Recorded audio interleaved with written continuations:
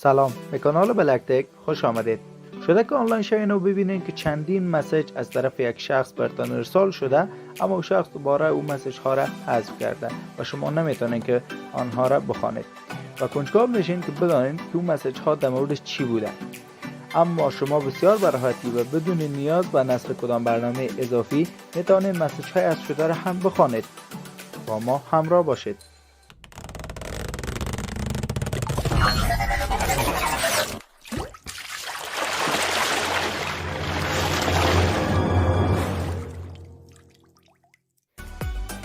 خب به این منظور وارد تنظیمات تلفن ما میشیم، سپس وارد قسمت نوتیفیکیشن میشیم، سپس وارد ادوانس ستینگ شده و روی نوتیفیکیشن استوری تپ میکنیم. این قسمت را آن میسازیم، نوتیفیکیشن استوری را.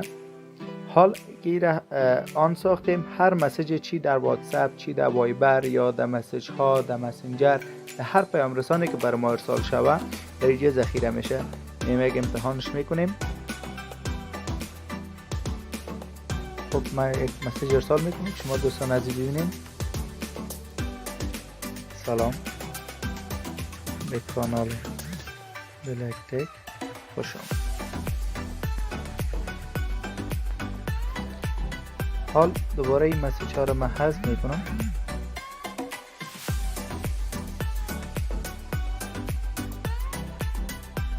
وارد واتساپ دوم میشیم. خب دوستان عزیز، قسمی که میبینید من دو واتساپ دارم. شما هم اگه بخواید که همزمان دو واتساپ را فعال بسازین، ما قبلا ویدیوش ساختیم و در کانال بلک تک موجود است و رفته و ویدیو را هم ببینید. وارد واتساپ دوم میشیم. در یک قسمت میبینید دو مسیج آمده اما دوباره حذف شده. برای دیدن اون مسیج ها دوباره به اون قسمت در ستینگ، نوتیفیکیشن، ادوانس ستینگ و نوتیفیکیشن استوری میشیم.